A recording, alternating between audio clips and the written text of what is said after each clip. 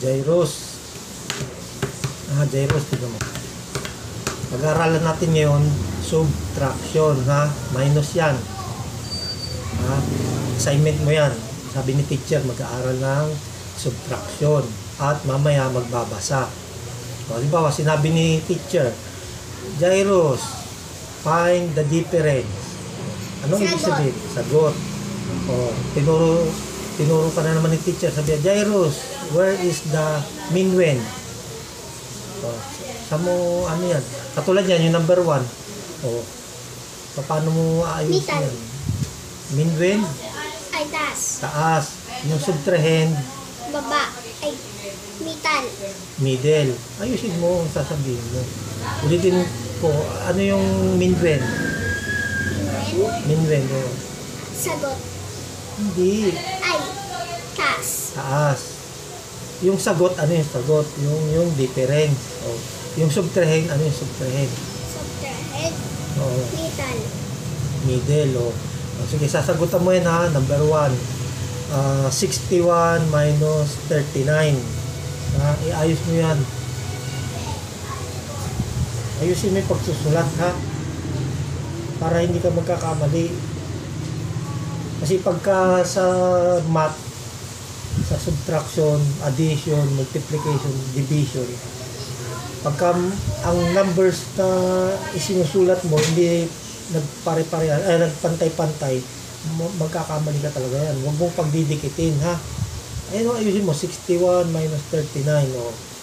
O, sagutan mo, di ba? Pag ano, bibilangan mo ganun, ha. 1 to 10 yan, ha. Mamaya, pagkatapos mo yan, 1 to 10 ulit sa subtraction. Tapos, magbabasa tayo. Bago ka maglalaro dyan sa kalsada. Takbo ka ng takbo sa kalsada, walang mangyayari sa iyo dyan. Sa Huwebes, saka sa Biyernes, examen nyo, ha? Kaya magpa-practice tayo ng math. Tapos noon, sem break nyo na, bakasyon nyo na. Pupunta ka doon, kasama si Tita Maria, pupunta kayo sa bahay nila. Ako aalis na. Hindi na kita matuturuan. Kaya ikaw mag-aaral ka ng mabuti. Huwag kang absent, ha? Hindi pwedeng absent ka ng absent. Wala kang matututunan. Sagutin mo na mabuti yan. Tinuruan na kita, di ba? Paano mag-add, mag-subtract. O, susunod yan, multiply na. O, di ba? 61 minus 39. Yung 1 minus 9 cannot be. O, borrow 1 from 6. O, yung 6 magiging 5. Tignan mo, 61 minus 39. O, 1 minus 9 cannot be. Borrow 1 from 6. O, 11. Magiging 11 to, minus 9. 11 minus 9. O, mali yung sagot mo. Bibilang ka ng 11, babawasan mo ng 9. Mali yan sagot mo. O, 6 minus 5 minus 3, magiging ano yan. Ayusin mo, mali yan sagot mo. Di ba, bibilang ka ng 11, no? Diyan yan, no? Tapos babawasan mo ng 9. Ayusin mo yung, ano, pag-aaral. Medyo lalagyan mo ng konting sigla, hindi yung pag nandiyan ka sa labas, ang sigla-sigla mo, talong ka ng talong, takbo ka ng takbo. Pag nag-aaral, kailangan mas ano ka, energetic ka. Sige. Oo, ayusin mo muna yan. Hindi pwede yung naisip mong sagot yun na. Kailangan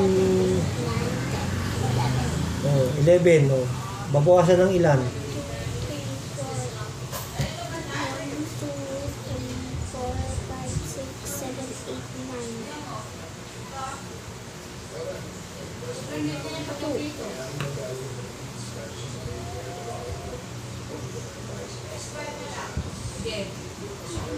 2. Tignan mo, 11 minus 9, 2. Very good. Yung 6, binawasan mo ng isa. Magiging ilan? Hindi yung 6 binawasan mo nga ng isa, magiging ay naku Jairus, wala ka sa focus mag-aral ngayon. Napagod ka na kasi kakatakbo eh. Ayusin mo. Nung nakaraan, ang galing-galing mo ng sandali lang. Natapos mo agad. Ayusin mo. Ay, papanoorin tayo ni teacher, naka-video ka. Pagka ganyan ka, wala. Magagalit si teacher sa'yo, hindi ka nag-aaral mabuti. Diba 6? O, tignan mo. Binawasan ng isa. O, magiging 5.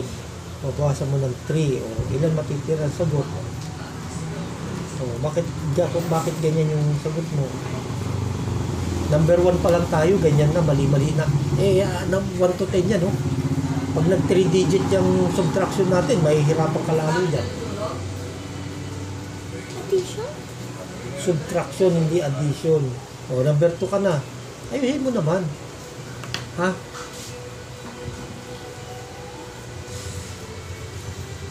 Pagbutihin mo yung mathematics mo, Jairus. Kasi yung math, saka English, reading. Oo. Ha? Yung subject nyo, math, reading, English. Yung masailan na subject niyan sa Huwag ka mangungopya sa classmate mo, ha? Mamaya nangopya ka, pati pangalan ng classmate mo, kinopya mo. Ha? Kuha mo ako tubig. 32 minus 17. Sige na.